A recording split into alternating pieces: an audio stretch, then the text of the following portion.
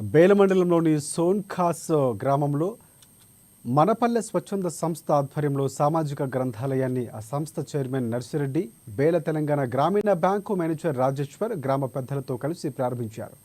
మనపల్లె స్వచ్ఛంద సంస్థ ద్వారా సామాజిక గ్రంథాలయంలో పోటీ పరీక్షల కోసం సిద్ధమవుతున్న యువత కోసం కొన్ని పుస్తకాలతో పాటు 10 కుర్చీలు, 2 టేబుల్స్ను విరాళంగా ఇచ్చారు.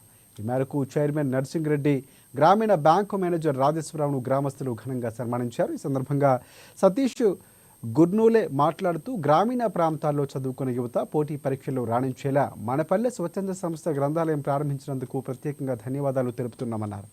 అదేవిధంగా మనపల్లె స్వచ్ఛంద సంస్థ చైర్మన్ నర్సింగ్ రెడ్డి మాట్లాడుతూ గ్రామీణ ప్రాంతాల్లో చదువుకున్న యువత పోటీ పరీక్షలకు సిద్ధమవ్వాలనే ఉద్దేశంతోనే సామాజిక గ్రంథాలయాలు ప్రారంభించడం జరిగిందని పేర్కొన్నారు.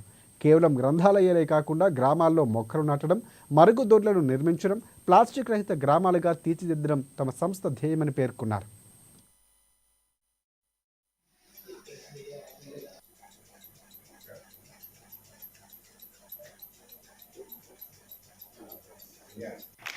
మన విలేజ్లో మనపల్లె స్వచ్ఛంద సంస్థ తరపు నుంచి ఈ గ్రంథాలయం ఓపెనింగ్ జరిగింది.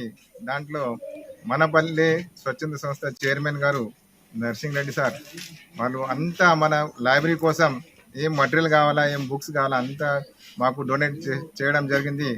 ఆ సందర్భంగా మేము మా విలేజ్ తరపు నుంచి మనపల్లె స్వచ్ఛంద సంస్థ చైర్మన్ నర్సింగ్ రెడ్డి సార్కి ధన్యవాదాలు చెప్తున్నాం.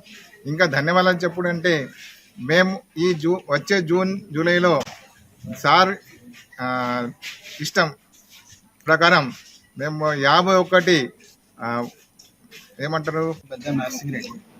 నేను 2015వ సంవత్సరం అక్టోబర్ 2న మనపల్లె స్వచ్ఛంద సేవా సంస్థ అనే సంస్థను ప్రారంభించాను.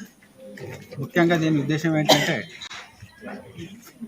కమ్యూనిటీ లైబ్రరీస్ అంటే సామాజిక గ్రంథాలయాలను ప్రారంభించడం, అట్లాగే చుట్టుపక్కల గ్రామాల్లో ప్రతి సంవత్సరం కొన్ని మొక్కలు నాటడం, వాటిని పెంచడం, అట్లాగే తర్వాత ఈ ప్రతి ఊళ్ళో ఉన్న సాధారణమైన సమస్య ఏంటంటే ఈ బహిరంగ మలమూత్ర విసర్జన, వాటిని సాధ్యమైనంత వరకు నిర్మూలించడానికి కృషి చేయడం, తర్వాత ప్లాస్టిక్ వాడకాన్ని కూడా సాధ్యమైనంత తగ్గించి ప్లాస్టిక్ రహిత గ్రామాలుగా చేయాలనే ఉద్దేశంతో ఈ సంస్థను ప్రారంభించడం జరిగింది.